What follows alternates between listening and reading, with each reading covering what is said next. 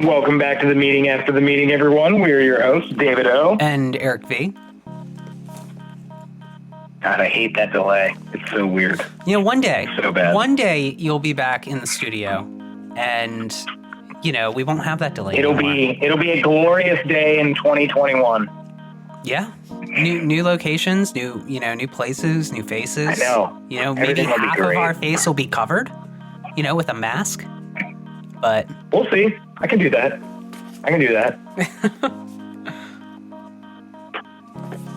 All right. So today we are joined by our very special guest, Jexi. How are you doing? I'm doing great, guys. Thanks for having me on again. Of course. Always. We love having you on. So just get these all out of the way. Where are you from? When were you first introduced to recovery? How long have you been clean? So my clean date is November 6th. Oh my goodness, I'm tongue-tied. November 6th, 2012. For about 7.5 years. I originally got clean in Maryland. did my first 5 years of recovery in Southern Maryland, but I am currently living in New Jersey. I grew up in NA. My mom was in NA, so I knew about it, but, finding it for yourself is a whole new thing, Yeah, totally. All right. So what are we going to be talking about tonight, Jexi? Tradition 5, which for anybody who doesn't know is each group has the one primary purpose: to carry the message to the addict who still suffers. All right. Well, take it away. Woo-hoo. So as you guys know, I love talking traditions. I think they're the most under-talked about topic in Narcotics Anonymous as a whole. I think so often people hear traditions and they're like, oh, what's there to say on this? But I think traditions are actually the ones that inspire like the most interesting conversations, because there's so much that we don't think about and how we interact with the world that our traditions lay out for us.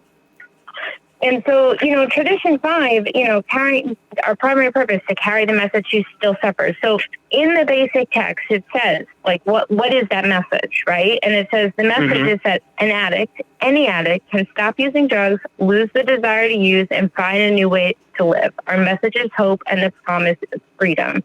And then it says, when all is said and done, our primary purpose can only be to carry the message to the addict who still suffers, because that is all we have to give. And I think that that's really important because, we talk a lot about the fact that, when we walk into Narcotics Anonymous, we are recovering addicts. We're not doctors, we're not lawyers, we're not therapists, we're not teachers, right? We are recovering addicts. And that is the experience that we share in our meetings. So often we may share other stuff outside of our meetings, but in our meetings, we don't give people legal advice. We don't give people, psychiatric advice. We don't. We just share our own experience with recovery. And I think Tradition 5 is what lays it out super clearly, That's what we have to give. In this area, New Jersey, they do their business meetings a little differently than they used to do in my old area. In my old area, we did meetings. Yeah, so we would have, in my old area, we called them just a group conscience, right? And in this area, they have business meetings or they have fifth tradition meetings. And fifth tradition meetings are meetings that are specifically to talk about the format of the meeting or any issues in the meeting that may be affecting the group's, of carrying the message to the addict who still suffers. And I had never seen group consciences broken up that way, where we have business meetings and fifth tradition meetings, a business meeting was the stuff you do before area, with if you have an issue with the locate, whatever. But a fifth tradition meeting was specific about carrying the message. And I thought that was kind of neat because I've never having a group talk about carrying the message in relation to the fifth tradition specifically, I thought was a really great way to kind of keep that focus on point. Because I never seen it really brought up in that way. And, so what kind of things come up at fifth tradition meetings? Well, sometimes you see, there's a lot of them, some that are more controversial than others, I guess. But first off, personalities, right? Yep. I have seen where there are very strong personalities in a meeting that are affecting the way the overall vibe of the meeting is, which affects the group's ability to carry the message, right? Like if you walk into the meeting and everybody seems on edge or fighting or angry or whatever, like you're not successfully carrying a message of recovery, you know? Mm-hmm. I have been in meetings where there have been fistfights. In fact, I have been to a meeting. I had just come up to New Jersey. It was the first time I had been I had been to New Jersey meetings when I was visiting my family, but it was the first time that I was like at a New Jersey meeting having moved to New Jersey. And it was like a Saturday, I guess it was like a Saturday morning, Saturday afternoon, something like that. And I walked in and they had like an argument over chairs. Like the chairs from the location like weren't out because they cleaned the floors. And I was like, I don't see the problem. Can we just sit on the floor? Right. And then somebody found the chairs, but everybody was already sitting on the floor. So someone was like, well, we should put the chairs out. And someone else was like, well, the meeting already started. Let's just keep sitting on the floor. Right. And it turned into a fist fight. And I had raised my hand. They had just gotten to the part of the meeting where it says, is there anyone here for their first time? I had raised my hand. I hadn't even introduced myself yet. And that's when the fight broke out. Now, I was with my sister. My sister and I are very different. My sister, fight or flight kicks in, right? Like my sister's a flyer, I'm a fighter. She's like, time to go. And so we left because I followed her lead, whereas like I was like going to break up the fight, Yeah. I'm not the biggest person and I'm definitely not the strongest, but like that's just my instinct. But I fought back to that. And I was like, scrappy, Jexi.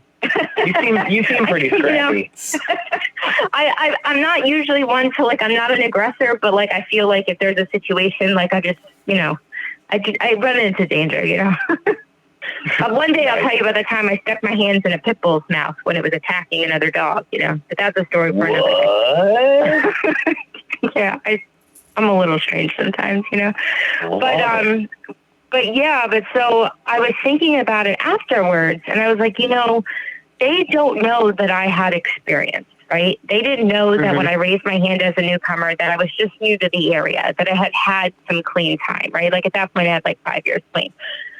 So imagine for a moment that I was a newcomer and I'm raising my hand to say I'm scared and I'm new here and a fight breaks out. I'm never, ever, ever going back. Like I was able to see that for what it was, like two people being crazy over personalities, right? Like for some reason, obviously the issue wasn't the chairs, right? They obviously had issues about something else and it just blew up because of the chairs, right? I could recognize that. I've been to enough NA meetings, but if I had never been there, like that's terrifying for a newcomer.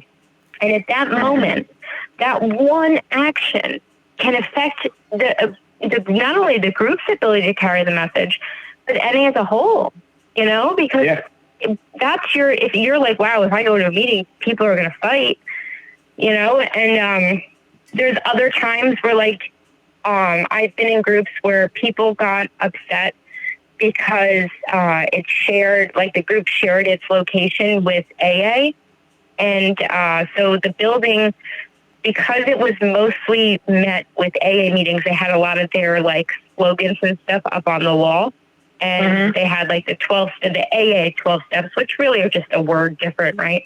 Yeah. And people from other groups used to come to this one group and say like, this is a problem. Like it's a mixed message. And their defense was, look, this is not our location. We're not allowed to move things. And the way we carry the message is by having an open meeting, where this is the only location in this town, because at the time we were in Southern Maryland, there wasn't any other location. This was the only church in town, this is the only building.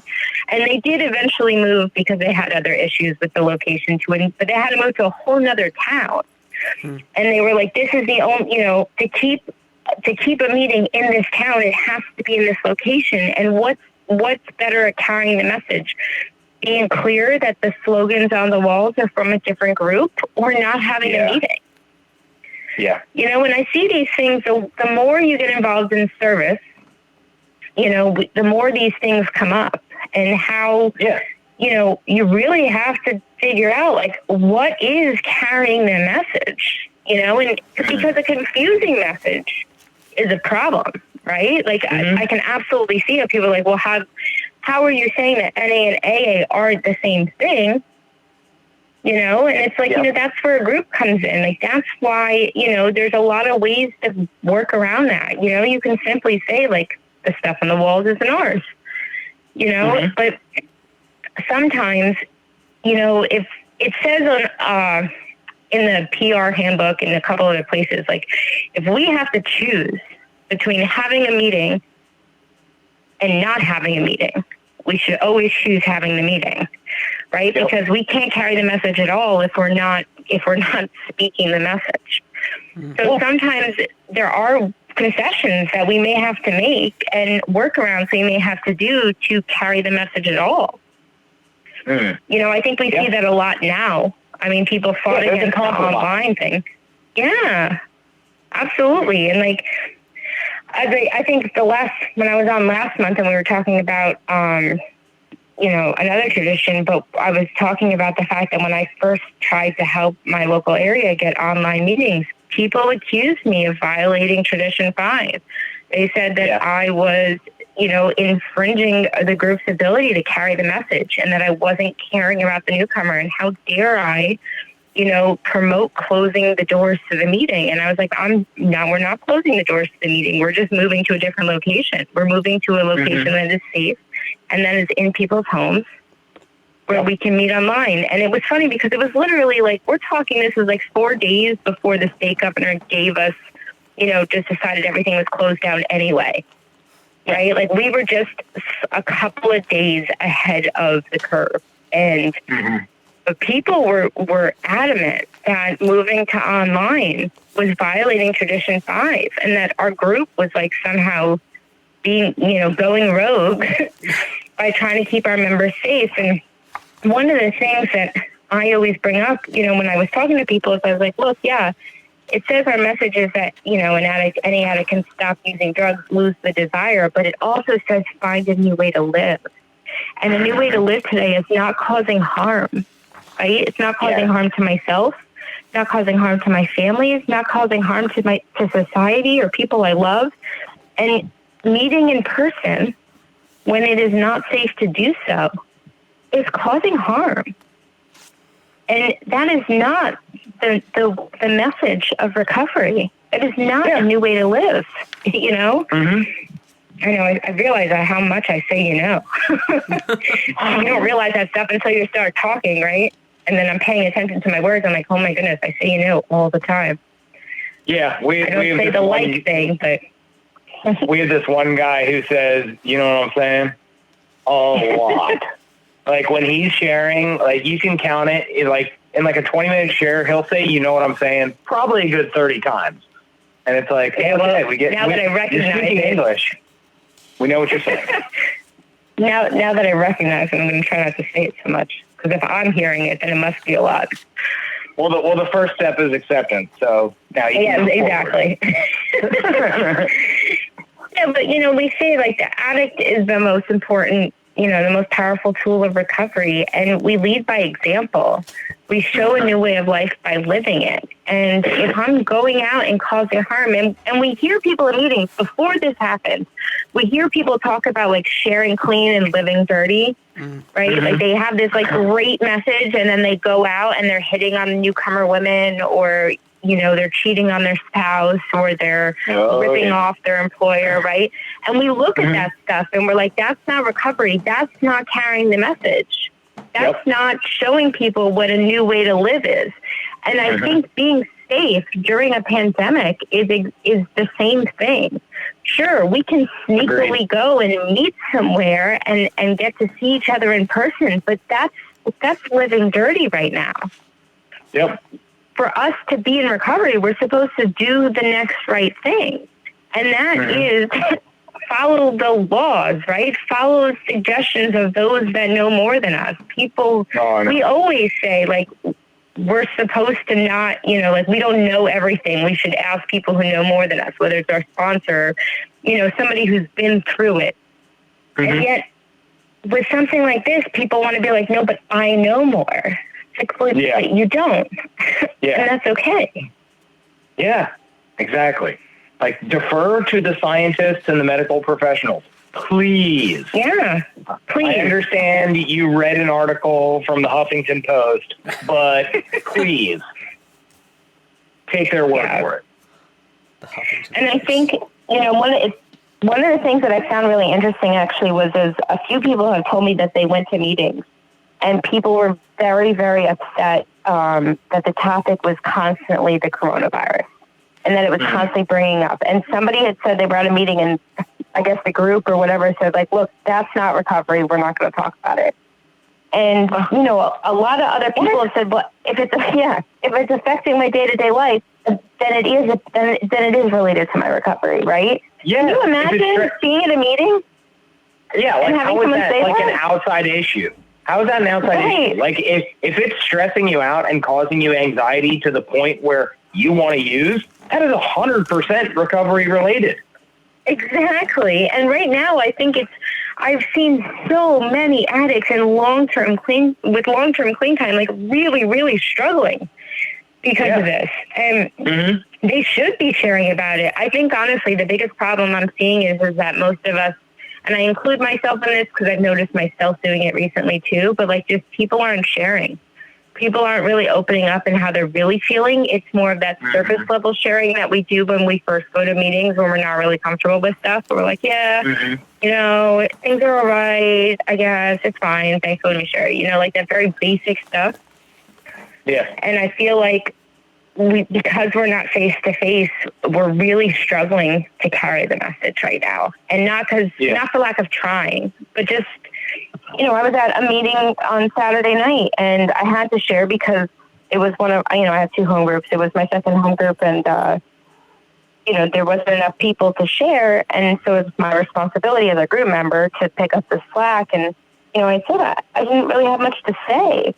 I didn't really feel like getting vulnerable and opening up and being honest. It's very hard for me to like dig deep and share those real feelings that I'm having right now in an online meeting. It's even hard for me to do it one-on-one on the phone.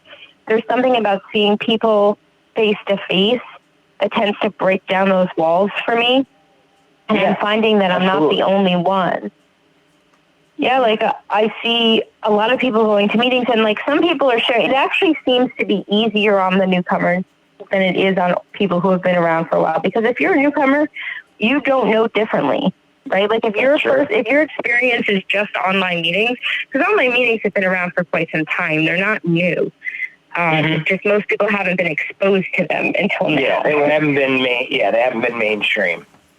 Right. And so I think if you're new and your experience is online meetings, you're not having the same struggles as somebody who's been in NA for a while because that's all you know. That's what you've been exposed to. This is your norm. So for people who are used to meeting face to face and now they're, having to meet online, it's an adjustment and it's an adjustment that not everybody's dealing with well. And I think when we thought it was going to be a more short-term type of thing, people were more enthusiastic about it. But now that realization that like, look, this may go on, the idea that it could be a year, we don't know, that's starting to weigh more heavily on people. And it's seeming, it's really, I do worry for the program as a whole. I know it'll survive and I know people will be doing okay, but we need people who have long-term recovery to open and get vulnerable and share how it works and share how they're getting through things so that the newcomer can continue to get hope. And if the newcomers are the only ones sharing how they're feeling, we're not carrying the message. Yeah. Are your guys' meetings down there? Like, do you find that people that you're on, like, I assume your meetings have moved online too, right? Are you finding that too, that people are not sharing as much or? I'm going to be perfectly honest. I have not attended a online Zoom NA meeting. I haven't. So how many meetings did you go to in real life? Shame on you, prior David. to this? Shame on you. How many have you gone to, Eric? How many have you tuned into?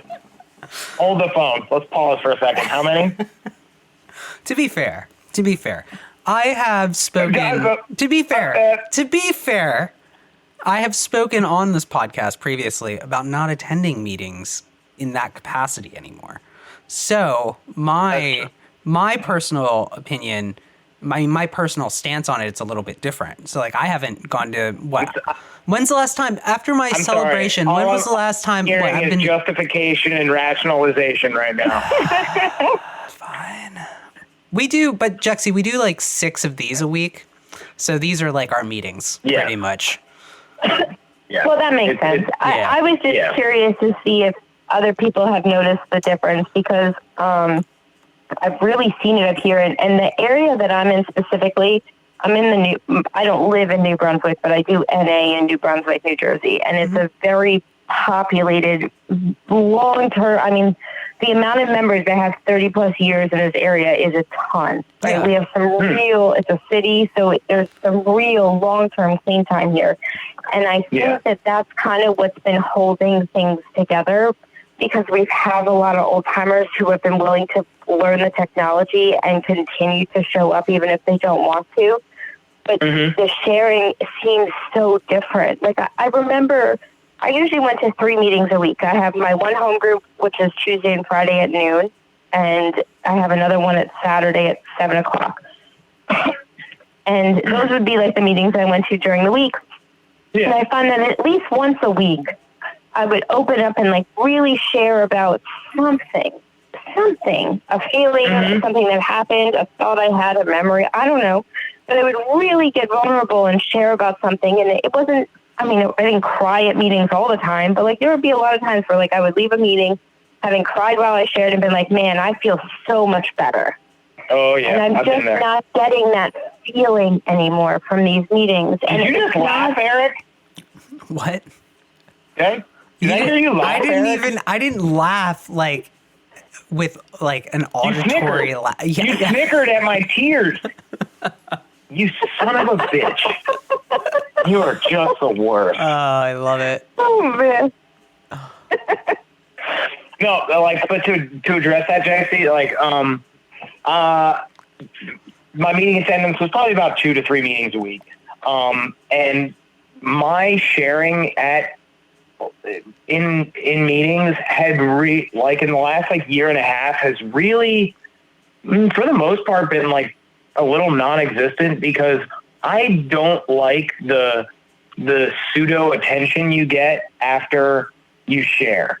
Like every time I would share, a whole bunch of people that I know in the area and I'm civil with them and everything's cool or we're Facebook friends or whatever, like would want to like come up to me and like give me like the whole rigmarole about like everything that I was sharing about. And I was like, I was sharing for me, not so you could like have carte blanche to just come up and talk to me about whatever, because we don't talk on the regular.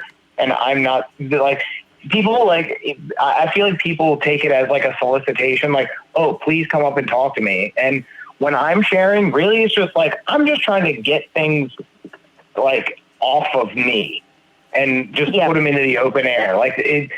And so it like, I got so like, it just makes me uncomfortable. I don't like that. So my sharing has really just been to select people on my own time and like my sponsor, like when I really need to share, I share. Like my meeting attendance for the last year and a half or so has mostly been about listening. Like I'd rather listen than open my mouth, just because I don't want a whole group of people running up to me after the meeting like, oh, let's all give David our fucking advice that he didn't ask for. No, I completely understand that. Yeah, that's what I agree. Like it's a weird feeling when you share it, because that's what I mean too. Like I share for me, and it's the same thing. Like when I open up and I just need to like get stuff out, and I find that like it's, you know what? I'll tell you one of the things that's been driving me nuts. There's 2 ways in which I do meetings online. One is through Discord and one is through Zoom. And I think I spoke about this a little bit last month, but I like Discord better. I like no video, and it's because it's just consistent, right? Like when I'm on a video call on my phone, if I'm on my computer, it's one thing, but on my phone, when I'm sharing, I'm only seeing the host, right? Like the host picture pops up on my screen. And if that person is typing on their computer, texting on their phone, laughing with someone in the room, I'm looking at them and seeing that they're not listening. And it's so distracting. And I'm like, I don't really want to be sharing if I can't, like when you look out into a room full of people when you share, if two people are on their phone, like whatever, screw them, right? But like if you see the majority of the people looking at you, nodding your head, like you feel like people are listening to you. But if I can only see one person and that one person is not looking at the camera listening to me, it feels stupid. Like it really puts me down. And it's not their fault, right? Like I'm sure when you're hosting a meeting of a bunch of people online, people are messaging you, people have questions. You got to make sure people are muted, right? Like it's not always the host's fault, but it's so distracting to me. And it's so hard for me to not look where I'm holding my phone. Like even if I'm on Discord and I'm sharing, like I'm holding my phone, I'm like making sure that like my volume's working. Like I'm always afraid it's going to cut off. And, so I can't just not look at it. And I find like there seems to be like, it's like not as genuine when people are like, thanks for sharing. Like it doesn't, you only hear that one person, like you hear the host say it. And sometimes it just doesn't sound genuine. And I'm missing that feeling of unity, that feeling of, like what Tradition 5 says, like a new way to live. This doesn't feel like anything new. This doesn't feel positive a lot of times. It feels, I don't know. There have been, the only reason that I haven't stopped going to meetings during this is because I feel like I have a responsibility to my group. And that's really been the only reason. I have sent out text messages, like my Tuesday, Friday group. I send out, it starts at noon, at 10:30, every Tuesday, every Friday. I send out a group message to our home group members. I tell them how much I love them, how much I need them, and how excited I am to hear their voices. And they all come. And none of them want to. I know that. We've all talked about it. None of us really want to be there. But we all show up for each other. And there's something to me, at least with that group, that feels really special. When you know that nobody in that meeting, like none of the home group members really want to be there, but everybody's showing up and sharing anyway, because that's what like the group is supposed to do to carry the message. Like to me, that's Tradition 5 working well. Yeah. Like that's what a group does to work well. Like I can't tell you how many times I've heard my home group members be like, I didn't really want to come today, but like, I won't let my group down. Like I'm not going to let the newcomer down. Like we're going to be here. And there's that in itself, that feeling of like belonging to a group in like in a more, I don't even know how to describe it. It's not just like, oh, it's my home group, I have to go, but it's almost like on a deeper level. Like we're doing something for each other. Yeah. And it feels good. It still makes me feel connected. But if I wasn't part of that particular group, I'm not sure I would keep showing up to online meetings. I hate them. And I feel badly because there's a lot of people I know who won't go. They just won't do them. And I wonder, if we can't carry the message in person and this is our only way, like I almost, it's really like it's up to each individual, right, to do this, whatever they have to do for their recovery. And if going to an online meeting is all we have right now, then it's up to the individual to do it. I can't help anybody.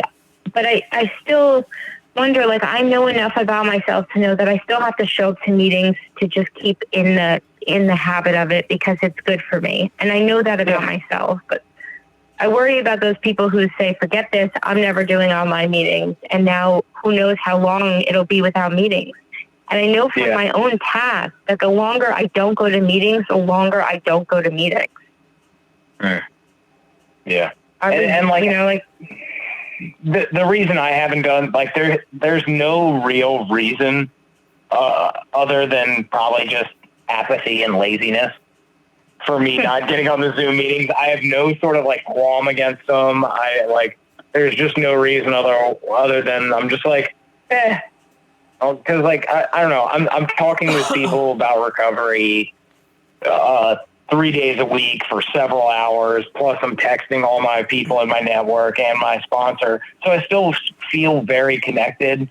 And I'm like right now, like I'm talking about recovery. I'm hearing Jex's message of hope, and like 2 days, and it only goes like we're doing Sundays, Wednesdays, and Fridays.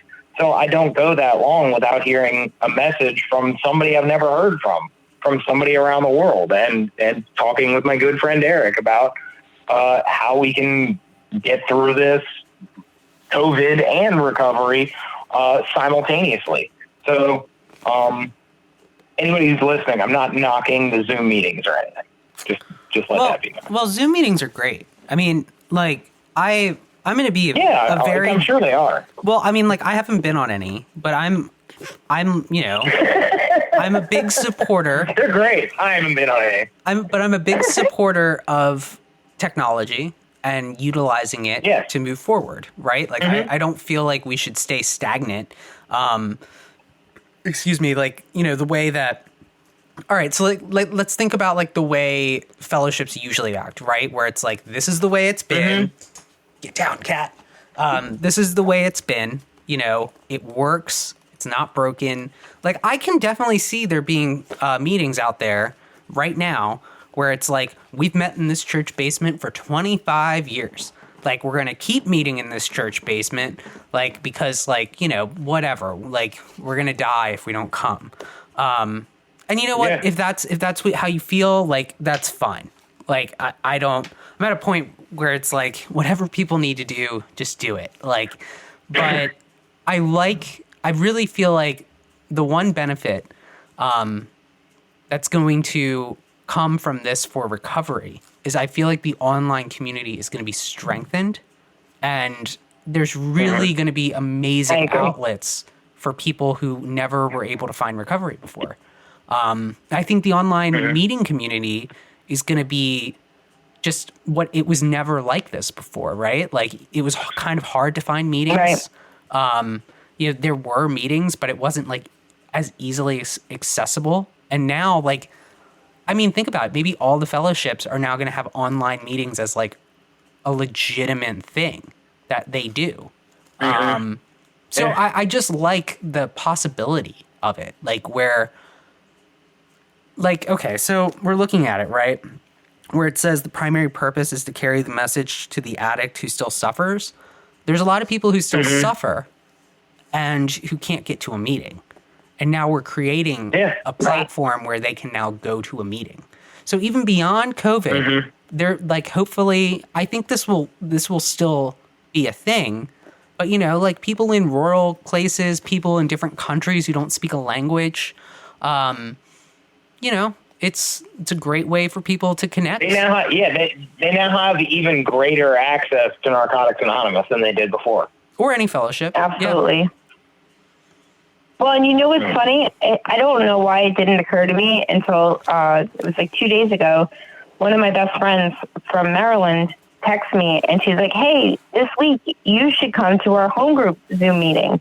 And I was like, wow, I can't believe that it never occurred to me before that I could visit my old home group via Zoom now. You know, it didn't even occur to me. Like, in fact, it was one of the things I was thinking about this week. Like, I don't have a huge audience, but I have a little bit of an audience.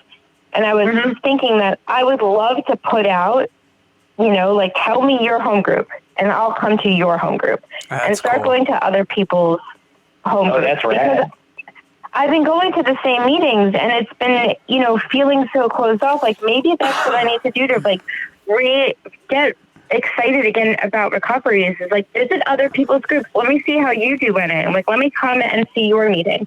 And so, like, that's what I think I'm going to be doing over the next few weeks is, like, just putting out on Twitter, like, do you have a home group? Tell me when it is, and I'm going to come. Because I need to see something else. I need to see other people. Yeah. I think it'll be fun. I think it'll get, and it really was because my friend Michelle was like, hey, why, you know, you should come. And I was like, oh my God, it's been a month and a half, whatever long it's been. And it never occurred to me that I could go to Maryland meetings. Like, which is so silly when you think about it, right? Everybody's talking about attending meetings worldwide. All these meetings have moved online, and it never occurred to me that I could go to a meeting outside of my area. Isn't that ridiculous? I'm so stuck in routine that it didn't even because I don't think it occurred to Eric or I either. Maybe Eric. I know it didn't occur to me. I mean, I think it could be fun to. Yeah. What, Eric? No, I mean, I didn't think about going to a meeting, so I'm not even in this conversation, you know. But, All right. Well, I got some questions. All right. Or some topics or whatever. topics. Round robin. Topics. Round robin. Yes. Love it. All right. So my first one is, how do you address somebody who basically just shared a mess instead of a message? And like, I'll preface this a little bit. Like, there, not too long ago, there was a speaker at my home group who was just going off about like domestic abuse from like his father to him when he was a child. And like, that's fine to touch on like in your story, but he talked about it for like 20 minutes and it triggered the shit out of me to the point where I couldn't even sit in the meeting and I had to get up and leave. And like, I was in such a state that I couldn't even address the guy, but I was like, because when you're up there sharing a message, like, you do have a responsibility to watch what you say, because you can trigger people and you can fuck people up with what you say. Words are very strong, and especially for a newcomer. And if like you're talking about like sensitive topics, like, how do you address that with somebody like after a meeting like that? Like, hey, you should you should check your message. So I actually would tell you that I would address it right away, and I'll tell you how I would do it, only because I have this experience. I was at a meeting, and the speaker shared, like, it wasn't even war stories. It was like a drug-a-log. Like, it was literally like every drug he ever used. Like, there was no recovery. Like, I don't know what happened, but he never shared his recovery at all. It was all like this drug story, that drug story from the time he was little, his favorite drug at this age, right? It was awful. And people were getting up. People were upset, right? The whole group was upset. And I was with a friend of mine who was fairly new. And I said, we had recently been discussing about sometimes when you share at meetings, it's not just for you, it's for other people. And when you have some clean time, you have a responsibility. And we had just discussed this, right? And I turned to him, I said, I'm going to teach you what we were just talking about. I'm going to show you how it works. So I raised my hand, and I was one of the first people to share after the speaker. I thanked him for sharing. And I said, look, I appreciate you sharing. I said, normally when I hear talks, someone share a lot about their drug use history, it's very triggering to me. And it's not usually something that I would prefer to listen to. I said, however, I can appreciate it. I said, because it reminded me of one of the very first meetings I ever went to, where somebody was sharing, and all of a sudden, no joke now, he pulled out an entire bag of prescription pills and said, I need to drop these off somewhere so I don't use them. I need help. Right? And I was like, what? All right. Now, mind you, I was still it was a meeting that was like, my rehab center was in a hospital. And so this was like in the cafeteria of the hospital. I was technically still in rehab. And people at that time were mad at him. And I said that. It's like, when that guy did that, everybody was mad at him and everybody yelled at him, right? But I had raised my hand and told him thank you, because that was the first time I got to experience what it was like to be triggered. And I was in a safe place. I said, so sometimes sitting in meetings, even if the message isn't as clear as I would hope it would be, it does a lot of good for me, because I can experience what that feels like and be in a safe place to talk about those feelings. And so it was funny, because afterwards, I didn't say exactly that, but it was something along those lines. And it wasn't so much for him, but it was for the rest of the people in the room, because I really thought for a second these people may riot, right? And so everybody who shared after me changed what they were going to say, right? Because a lot of people said, like, I was going to share that I was a little upset, like, listening to that kind of thing. But sometimes you got to rescue the message from the audience. Yeah, and there was one girl who said, like, she's like, I was really upset. I came here because I just came from my friend's, my friend's funeral. They overdosed 2 days ago. I needed a meeting. I needed a message, and I felt like I wasn't getting one, and I was really going to be upset. But you know what? I just got to be able to view this whole thing in a different way. And like, you know, and it changed his message, right? I tried to make his message be clearer, and I was always told, now I wasn't the chairperson at that meeting, I was just a person there, but I was told early on that your responsibility as the chairperson of the meeting is to keep the meeting on track and to share when it's the right time. And sometimes that is when somebody shares a mess on the floor, you know? But I think I should see how you guys answer this. What about you, Eric? Were you in that one meeting? I think I was chairing, or I was the secretary. But it wasn't the person who was chairing, but it was people in the crowd who were God, this was like a year and a half ago probably. But I was the secretary at this meeting, and it's kind of part of like shutting down people, which is hard, right? So like not the chair, right? Like I don't feel like I've ever shut down the chair. I'll nudge the chair if they're going over. But I usually don't shut down the chair, but I have shut down people who are sharing. And it's just like, this isn't the right time. Like you can't crosstalk. First off, this isn't group. Which just bothers me, by the way. I don't know why it bothers me, but it's not group. Like you can't. You and Donnie. What? Donnie hates crosstalk. Because it's not group. It's not a therapy session, you know, like, and it happens a lot, but, just like, I remember a few times where it's just like, someone's just sharing this crazy drug-a-log, or they're clearly high, and like, they're nodding in and out, and it's just like, thanks for sharing. Like, we gotta, move along. We'll talk to you after the meeting. I always do it with like, I always try to be polite. I'm never rude about it, but it's just that goes back to kind of like, what's the message? And if you're, because part of the message, and I feel like it's more of part of the message is our mess from the past, but if there's no recovery at the end, if there's no recovery at the end of it, then it's just a fucking mess. Like, so it's like, you got to clean that up. So I do think it changes depending on who's sharing, right? Like when we're talking about a speaker at a meeting, somebody who supposedly should have clean time and experience, I think that becomes a much bigger problem than somebody who maybe has 20 days clean, who's sharing a mess, and you just want to give them a hug and be like, it's all right, keep coming back. Well, someone with 90 days, it's different.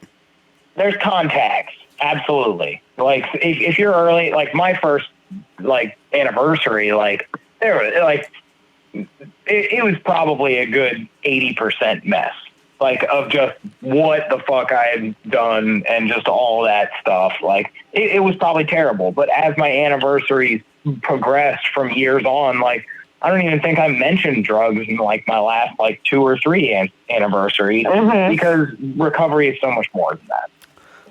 I do think I agree. I do think sometimes it's important to qualify yourself. Yes. I do. It depends on the audience. It depends on the audience. If you're doing an H&I commitment, I think it's incredibly important to qualify yourself. Because you got to meet them. Talking about your second mortgage and shit like that. They're going to be like, dude, I am in fucking rehab. I am in jail. I don't want to hear about your second mortgage and your 3 kids. You got to meet them where they are. Like if I'm doing a newcomer meeting, like I need to share a little bit more mess than if I'm doing a tradition meeting. Yeah, right. Absolutely. It's audience and context.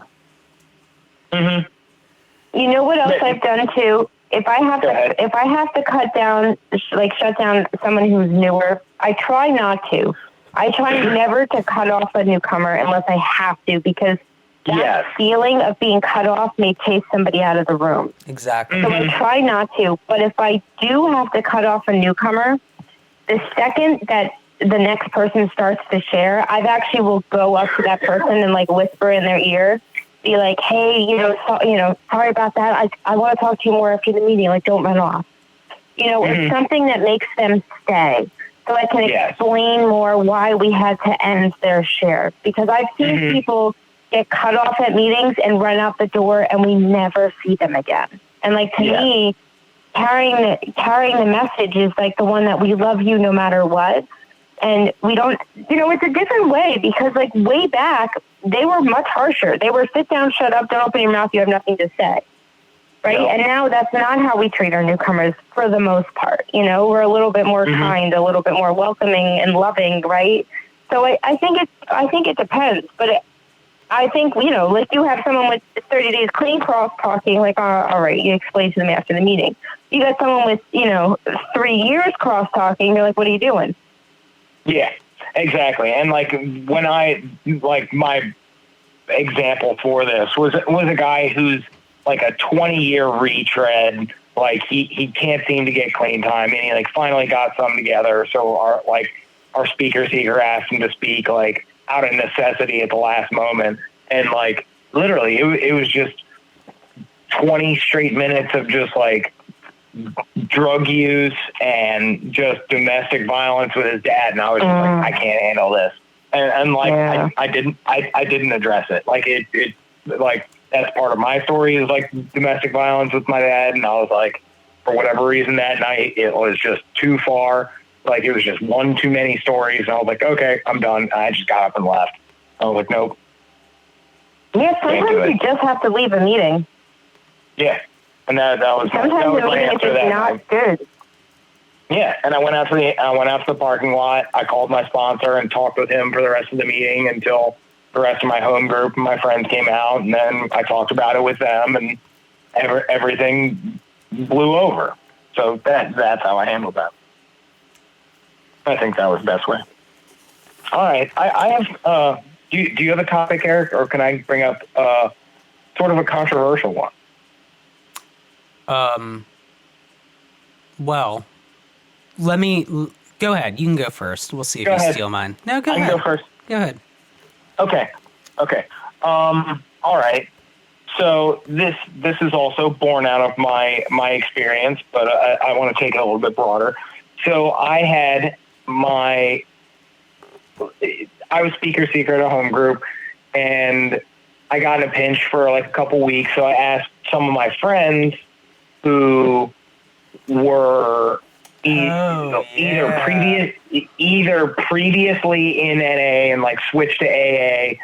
I had my grand sponsor who does both, and somebody who used drugs but is in AA. But so I had them as speakers, but they all shared very good messages of recovery and were like respectful. They said they were an addict, they were clean and all that stuff.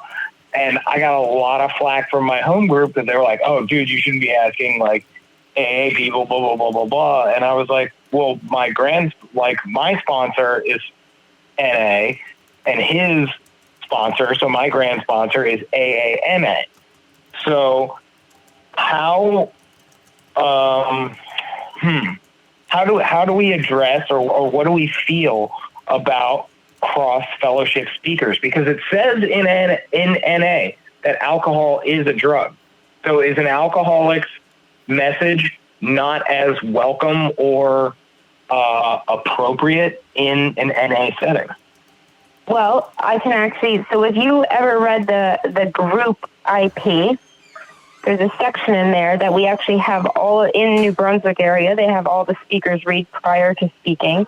And it actually says in the speakers portion of the IP that we should be careful not to ask members of other fellowships to speak. Now, my thing is this.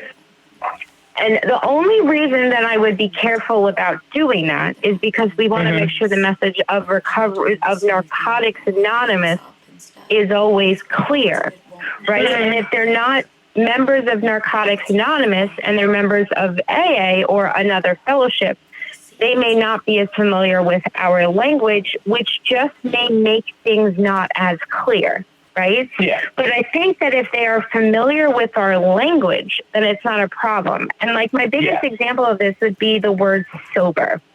So in AA... Oh, yeah, that's what triggered my fellow home group members.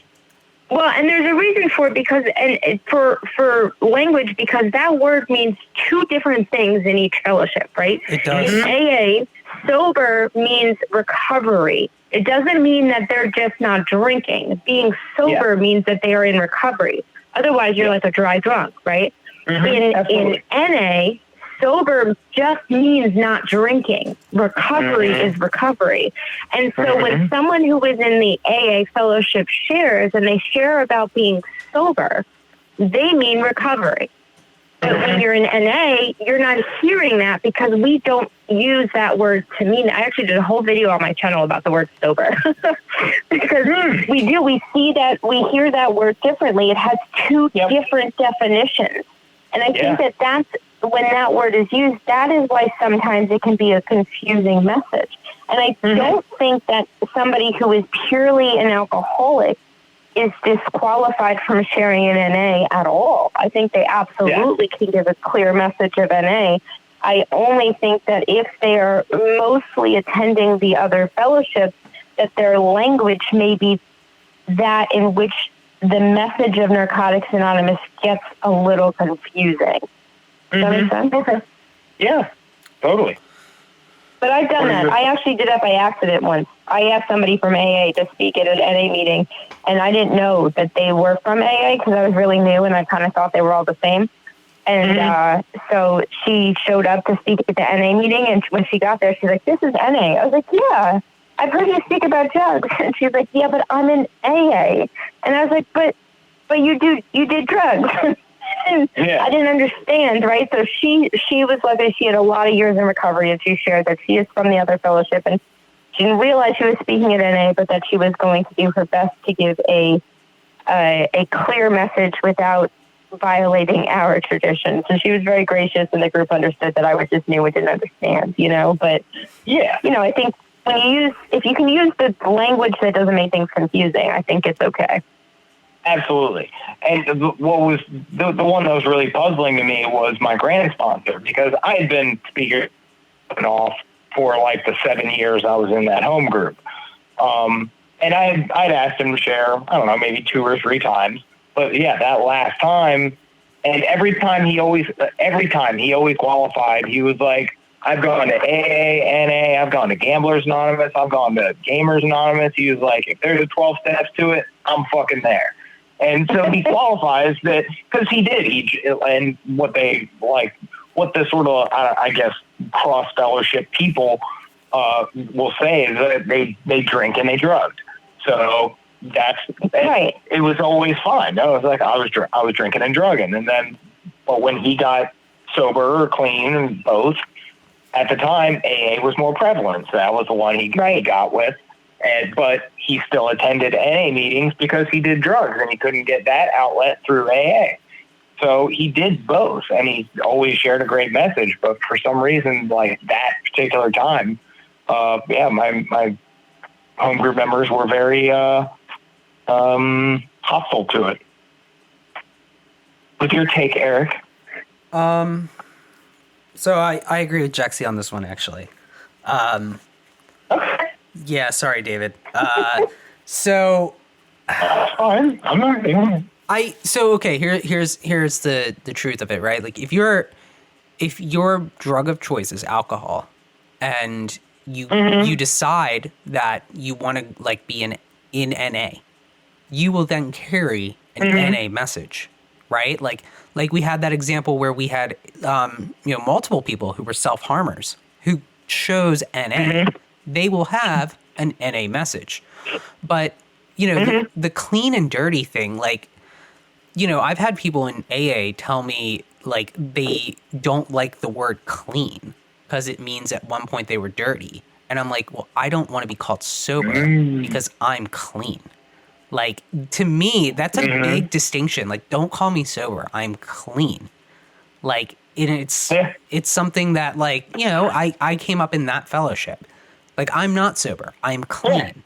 But the reason I think there's a place for cross fellowship sharing. But I think you have to be open-minded to it. And I don't think I know who you asked, so Our I'm home going. group was that place. I don't think the home group was that place. Two of them, three of them that you asked, I'm surprised they were upset about because they were all in this fellowship, in the Narcotics Anonymous fellowship before. The other two, Yeah. I'm not surprised because they were both brought up through AA. But it's a language thing, and it's again, language is really important. And someone who's like, it's a different share. It's a little bit of a different share. Like the AA share and the NA share, they're different. It's a different style of sharing. And people are probably going to listen to this and be like, "That's bullshit." I'm like, go to two different meetings and go to both fellowships for a few weeks and listen to the shares. They're a little bit different. Yes, the vocabulary is different. We can say, go ahead, Jexi. I just pulled up the group IP, and if it's okay, I'll read a couple sentences under the speaker portion. Mm-hmm. Yeah, totally. Okay, so it says the NA member chosen to speak at a meeting needs to be someone who is working and living the NA program of recovery, which is the 12 steps and 12 traditions. In areas where there is not an abundance of NA members with substantial clean time or experience with the 12 steps and 12 traditions, there is a possibility that a group inexperienced in Narcotics Anonymous may misunderstand NA traditions and invite speakers from outside the NA fellowship. There are several ways to avoid this situation. Our basic text, for instance, reminds us that NA members from other areas are willing to drive long distances to support new groups. The speaker helps fulfill the group's primary purpose, carrying the message of recovery to the addict who still suffers. When speaking at an NA meeting, we should be careful to deliver a clear message of recovery by identifying ourselves as addicts recovering from the disease of addiction. It is not necessary to dwell extensively on our active addiction or war stories because we all know what it was like to use. We came to Narcotics Anonymous to stop using, and we are here to share our experience, strength, and hope of recovery. In our area, we make every speaker actually read that out loud prior to sharing. Huh. Interesting. No, and I get it. I've never seen it done anywhere else. Yeah, and I understand the clarity statement because there are two schools of thought as to whether alcoholism is a separate affliction compared to addiction. So yeah, I get it. It's interesting to me. Because I've sat through some AA meetings where I'm like, oh, this was a really great meeting. And I've sat through NA meetings where I'm like, this is a great meeting. And I don't know. I don't. It's hard to say. I got asked to speak at an AA meeting once. I had about 2 years, and I got asked to speak by a group that met at the rehab I went to. Now, they were all open meetings. They met in the cafeteria of the hospital where my rehab was. Mm-hmm. And I was still one of the guys that chaired the meeting at the time was someone I had went to rehab with, and he had asked me to speak. And I said, I'm not a member of AA. I go to NA. And he said, that's okay. Half the people here are from the rehab, and they're all addicts anyway. Come.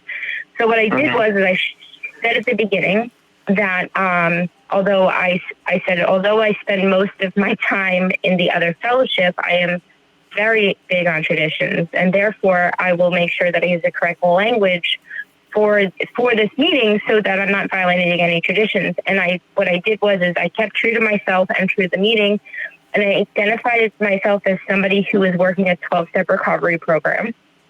And I used words like substances when I said, instead of saying I used drugs or I drank, I said, when I put things in my body or I was very broad in the way I spoke so that I could keep true to myself, because I don't generally use words like sober or alcoholic, right? They're not really in my vocabulary, but I also wanted to be respectful to the group where I was speaking. Even though most of the people in there were drug addicts, because most of them were from the rehab, it still was technically an AA meeting, so I wanted to be respectful to their fellowship. Absolutely. We had an AA guy on last week who called he called pretty much everything that wasn't a drink. He called them dry goods, and it was just hilarious. That was fantastic. amazing. I loved that. Yeah, that was great. Yeah, it was very I entertaining. forgot about that until you just did. mentioned That's it. really good. Dry goods. Yeah, the dry goods was so funny. All right. So, all right, we got a few more minutes. So what I'm going to read something from the basic text and then kind of like go into like my topic. Okay. In Tradition 5, in the basic text, it says that all groups can do is plant the seed of recovery and bring addicts together so that the magic of empathy, honesty, caring, sharing, and service can do their work. And I think it's important to also look at that each group has but one primary purpose, and that's to carry the message to the addict who still suffers. So unlike Tradition 1, we're not talking about the newcomer. We're talking about the addict who still suffers. So we're looking at different like degrees of addict, like people in recovery. You know, we could all be suffering right now. We could all have our own specific needs that need to be met because we're suffering in a different way. So, Right. and I never really thought about this until I kind of like read it when we started talking earlier. I mean, does this, so we all agree kind of like that Tradition 1, or, like the first few traditions were focused more on the newcomer. But is Tradition 5 and even Tradition 4, is this where we start focusing on the needs of others in the group besides the newcomer? Because I mean, for 3, you're going on like the only desire to, is just have a desire. That's the only requirement for membership. But in 4, you're starting to get into format. And then in 5, you're looking at like the addict who still suffers. So that could be someone who's a newcomer, but that could be someone with 30 years. What are you guys' thoughts on that? I just threw that together, so I have no idea how it sounded. Well, I absolutely agree. I think Tradition 5 is specifically about any addict and not just the newcomer, because we often think about the addict who, and this is actually an argument that I had with people also when we were talking about moving to online meetings, is the addict who still suffers is not just the newcomer. There are plenty of us that are struggling, and for, at any point, you lose a family member, you go through a divorce, you lose your job, right?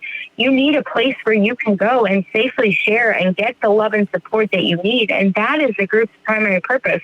It actually says in other parts of the basic text that the group has the responsibility of sponsorship too, until somebody has a sponsor.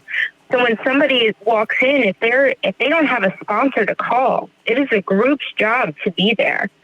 And so I think it's very specific that this is not just for the newcomer, and that we need to make sure. That's why we have to constantly be sharing, experience, strength, and hope, because our experience is often, I lost my job and I got through it clean. I went through a divorce and I got through it clean. Our experienced members need to hear that. Our newcomers only need to hear, I was using drugs and now I'm not. That life gets better. But the experience that we talk about, the actual life experience that people have been through and gotten through clean, that's for the experienced member. That's not for the newcomer. Newcomers aren't worried about any of that stuff. You're just worried about like where your next meal is, maybe if you can shower, who knows, right? Depending on where your bottom is. Yeah. You're not worried about your marriage at that point or your kids. I mean, maybe you are, but not at the same level that you'd be worried about with yours clean. Yeah. Yeah. And just like Eric talked about earlier, that's all about like meeting people where they're at. And and I think especially in this tradition, that really applies to everybody. And I kind of want to rewind a little bit, Jexi, when you talked about how people were trying or had the idea of censoring talk about coronavirus in meetings, because like that's something that really it's been bouncing around in my head this whole time, because I'm like, that's such a slippery slope, dangerous thing like precedent to try and set like, all right, here's the deal. We're not talking about coronavirus in meetings anymore. If anybody does, shut them down. Cause that's such a snowball effect type, opportunity that when does it stop? When are you going to stop censoring what can and can't be talked about in meetings? Because like, just like you said, this isn't just this tradition more focuses on the addict who still suffers, which can be anybody. It can be the addict who has 25 years clean, who now is diagnosed with lymphoma, and now he has to go through, radiation and chemotherapy and all that. That is a suffering addict. He is not worried about his bank account being depleted from smoking too much crack. Like, he's not a newcomer. He has a completely new life experience now that somebody's going to need to hear, because we're humans. Our bodies are going to break down. We're going to need surgeries. We're going to go through medical difficulties. Like, that's an experience that somebody needs to hear, because that they might have to draw on that 8, 10, 12 years down the line when it happens to them. And it's the same with so many of those experiences in life, like you were talking about, like loss of loved ones or lost fellow addicts, because that's something that needs to be talked about. Absolutely. And coronavirus right now, what didn't make any sense to me is, especially in New Jersey, a lot of our members, one of my home care members has coronavirus, right? Like, most of us know somebody who has it. It's that prevalent up here, right? I went to a funeral last Sunday, exactly a week ago, for a family member who died from it. Now, he was 98 and he was older, right? But still, like, we're losing people. We've lost a lot of NA members because of it. On top of that, we're all stuck in our homes. Most people have lost their jobs, right? And so you're taking all of the things that we just talked about, right? Like loss of loved ones, like relationship problems, losing jobs. And right now, a lot of that has to do with one common cause. So how can you not talk about something like that when it's impacting people in such a life-altering way? It didn't make any sense to me. No, and when you said that, it really bugged me, because I'm like, it's like you just said, like, it touches everything. It touches your job. It touches your family. It touches the health of your friends and family. It puts your own health at risk. It changes the way everybody in this country and this world is operating right now, period. This is a huge, huge deal. And the fact that, like, we're not going to address the suffering of addicts. Like, me personally, my anxiety has been through the fucking roof through this whole scenario. And I've constantly had to reach out to my sponsor to, like, have guidance through this, and like what I should do, what practices I need to do, like what meditations really help for that. So absolutely, like this is a very key time and subject to talk about, and it's affecting us all, and we're all suffering through it. Agreed. Hey, Rock. All right. So you still with us? Yeah. Okay. No, yeah. I'm just thinking here for this will be our last question. So is it that time? No, we're not doing that tonight. I've decided.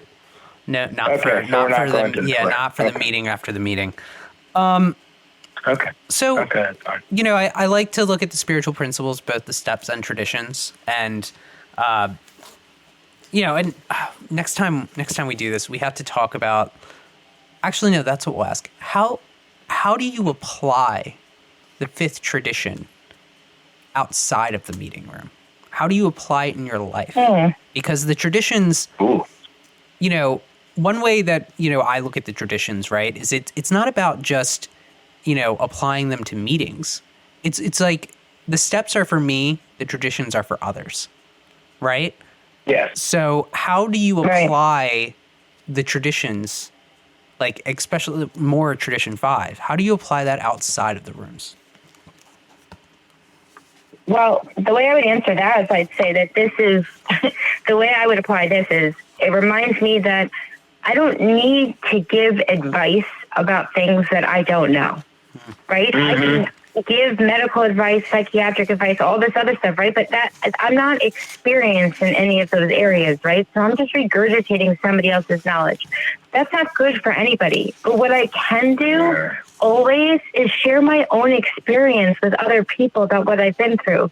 So one way in which I've done stuff like that is when people have kids, for example, and their kid, they're like, oh, my kid's been screaming all night and I don't know what to do. And I can give all sorts of advice, right? But what I do instead is I say, you know what worked for my kids when they were little is when I did this.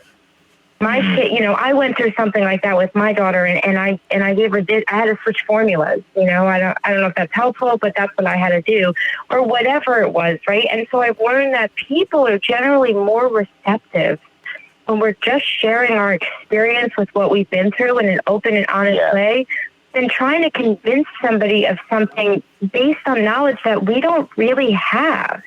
Right? Like if I'm telling you medically what to do about something, who the hell am I? I'm not a doctor. Just because I read a lot doesn't mean I have a PhD, but I can tell you that like when I'm sick, if I drink a lot of juice, that's helped me, right? I think that it keeps us focused on sharing about ourselves and not trying to show up like that we know stuff that maybe we don't know because we don't really have that knowledge to offer.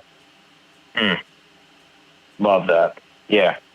I'd say the way I apply the 5th tradition is basically just availing myself to my network and my friends and family and even my coworkers. Like I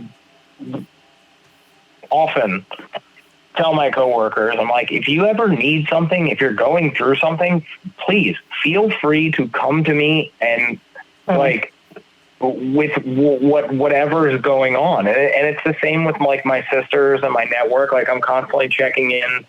I've said it numerous times, I'm constantly checking in with my network and my sponsor. And one of the big things I've really taken on in the last really few years of recovery, probably 2 to 3 years of recovery, because I felt like in early recovery, I was taking so much from my sponsor that I've now really sort of reversed my own role, and I'll call my sponsor to see how he is doing.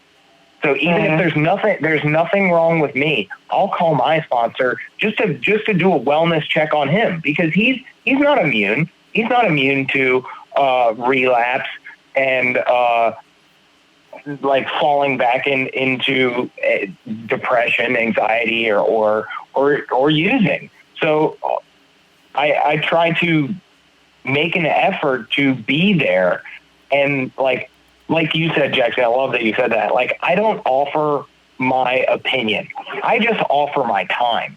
That is all I ever have told people in recovery is like, I'm not going to chase you down and browbeat you with my fucking opinion, because that it's not, I don't like it when people do it to me, so I'm not going to do it to you. But what I am going to do is I'm going to give you my phone number and tell you that whenever you need me, you fucking call and I'll show up. And I say that to my friends, my coworkers, my sponsor, whoever. And that's the way I do that. So when they are sick and suffering, they know who to call. I love that. Eric, how do you apply it? It's a good question. I'm not really sure I was prepared. You seem to distracted, answer. Eric. What are you doing? What are you doing? You're distracted. I guess the way I would practice this is, so how do I carry a message? So let's look at like work, right? Like you were kind of saying, and you're talking about work. Mm-hmm. How do I not cloud? So I have three people who work like under me now.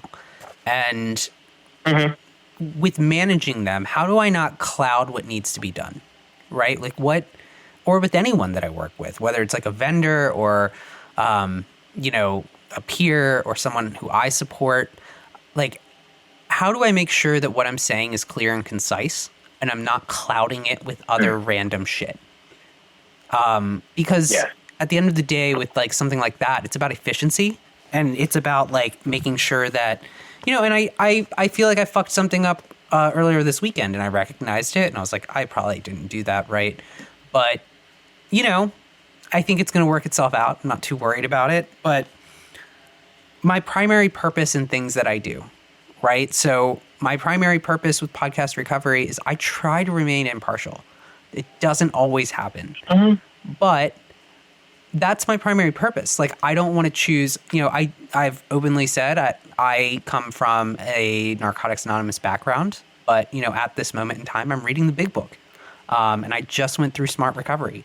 So it all depends. Like, I don't want to cloud what I'm doing with other shit. So I want to be clear. Yes. I want to be concise, and I don't want, you know, if we need to bring it in later after the work's done, that's great. After we do whatever we're supposed to do. But when we're doing something, like, let's not cloud it. And let me like, let my feelings and like other stuff. So if there's two people who aren't getting along in the workplace and I have to be kind of a moderator for that, my feelings can't, you know, get involved, right? Like, I have to moderate this situation and try to make sure that, you know, and I, of course, I have a feeling of like, you know, this person's right and this person's wrong, but I can't say that. I have to make sure that, you know, it's like, well, I respect your opinion and blah, blah, blah. You know, you gotta walk like that line where it's like, I'm trying to. So you're just staying Switzerland. Kind of, but you know, you have to make sure cool. You have to make sure things do get done. So if things have to move, you make sure they move, but you do it in a polite and ethical way. You ever had a Swiss watch? Those motherfuckers work. I get what you're saying. I do You ever not. had Swiss chocolate? It's fantastic. I do not like watches. Neither do I. I was totally bluffing. I've never had a Swiss Army watch. knife. I Those know. things are badass. Yes, I have had a Swiss Army knife, and I know those things get shit done like nobody's business. Swiss bankers, amazing. Swiss chocolatiers, fantastic. You ask them about their politics? Nope, have some chocolate. Thanks, buddy. Keeping it real. You guys are great. I'm so excited that you guys have me on again. I really enjoyed being here. Of course. Dude, we love having you on. You're fantastic, Jexi. So Jexi, where you're can so sweet. where can our listeners find you? Oh, okay. So they can find me most actively on YouTube and my username is According to Jexi. You can also find me on Twitter and Instagram, but I upload a couple videos a week with my experience in recovery, and I also do a live trivia game every Wednesday night at 9 p.m. Eastern Standard Time because, look, whether you're in recovery or not, sometimes you just need a break and to have some fun. So, yeah, come on, check me out. I respond to every message, every comment, everything. I always respond. Awesome. All right. Well, it looks like we're about out of time, everybody, but we would always love to thank our lovely guest, Jexi, for joining us. Well, thank you guys so much. Absolutely. Here at Podcast Recovery, we're aiming to expand the scope of support for recovering addicts. Accessibility and convenience of helpful services is paramount to combating addiction. We work to bring the message of recovery to every addict, wherever and whenever it is needed. We believe that a powerful voice of recovery should be obtainable, practical, and at the touch of a button. Every addict deserves to hear a message of hope, and Podcast Recovery is here to provide it. All right, everybody, thanks for joining us once again. Follow us on Twitter, Facebook, Instagram. Check out our YouTube channel. Like, share, subscribe. Go out if you feel inclined. Check out our Patreon and throw us a few shekels so we can continue doing what we're doing. More information about us, podcastrecovery.com. But most importantly, everybody out there, stay safe, stay clean.